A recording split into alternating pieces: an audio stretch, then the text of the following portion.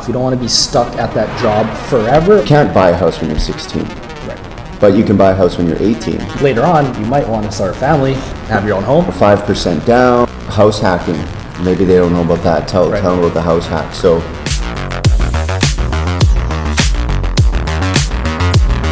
what's up, YouTube? We're here with Bryce Kaminsky, and I'm Patrick J. Hilario, your real estate investor and real estate coach.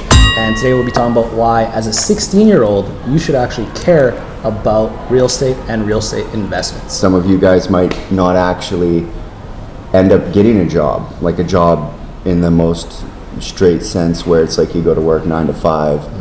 I think there's going to be a blending of like job fusion between like having a job and also having a skill. Say for instance you're really good at something.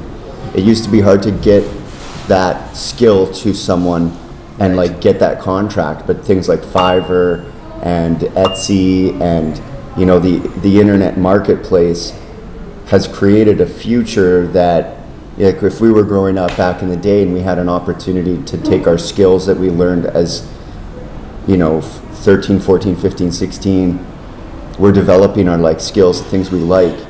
And so we're able to get money in a couple different ways. So you can actually start getting some amount of money, and there's not really that many limitations to how you make money, but at the end of the day, you have to put it into some sort of secured investment, right? You can't buy a house when you're 16. Right.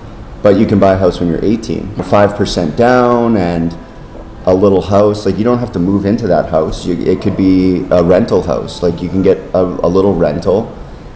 And I was thinking about the compound effect of owning that so young. I got my first property when I was 23. It was right after I moved from Quebec, and then Do you still own it? I still own that. I still live in that house, and I still house hack that house. So I bought the house for 262 grand, and then did 5% down.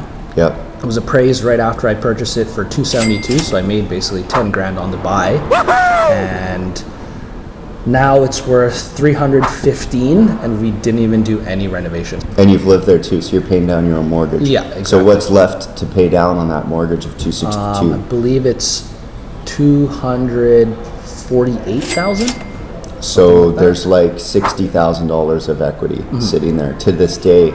And how old are you today? Now I'm 28. Right, so you've only owned that house for like just over 5 years. Yeah. And it cost you about $13,000 to get that first Yeah, thing. pretty much. And so that money, did you save it or did someone give it to you? So I actually just kept saving money. I just put money into the stock market. As a kid, anytime I saved up like $500, I just threw it into like a REIT, a real estate investment trust, and then eventually I was like, okay, well, yeah, the dividends are nice, but it's like, I don't know, $15 a month. It's not really going to change my life. Whereas my first home, that definitely changed my life. Yeah. And so at 28, how many do you have today? Now we're sitting at 17 doors. So it's an average of like a couple a year. Yeah. So imagine then you started buying at your first opportunity at 18. So that would have been 5 extra years. Yeah. Assuming we doubled the amount of homes, I'd be at like 34 or 35 or 34, something. 35. Yeah. House hacking. Maybe they don't know about that. Tell them about the house hack. So is it a duplex or your house hacking? No, so it's just a regular single family house, 2-story. I got 3 bedrooms, 1 bathroom, and a house hack is essentially I live in 1 room and then rented out the other 2 rooms. I actually had someone rent out my basement, and like it was an undeveloped basement and just needed short term. Didn't really care, so I only charged them like $250 a month. Yeah, basically live with those roommates. Now, basically, my parents rented out their home, and I said, hey, I'm rarely home anyway. I'm either going back and forth with Edmonton or working out, working outside of the house, doing interviews like this.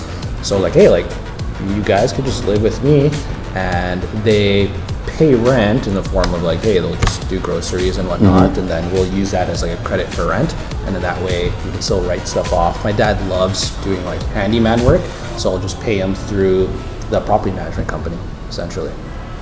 So your parents live with you now? Yeah. And they sold their house? No, we actually rent it out because I grew up next door, so my house is on my house right now is on the corner of my street. The house I grew up in is right next door. So like moving was super easy. Just really walked like 10 steps and moved everything there. And my parents are always coming over anyway. So I was like, hey, well, what's the point of us having 2 homes? And then they're going to do the whole live in Philippines 6 months, live here for 6 months. Yeah, leave during the winter time. Yeah, exactly. So I was like, hey, well, why not just live under one roof? Like, I don't have a family yet. So some people when they're house hacking, they'll also get like a duplex Yeah. or some other, maybe a triplex or a fourplex so that they have their own space.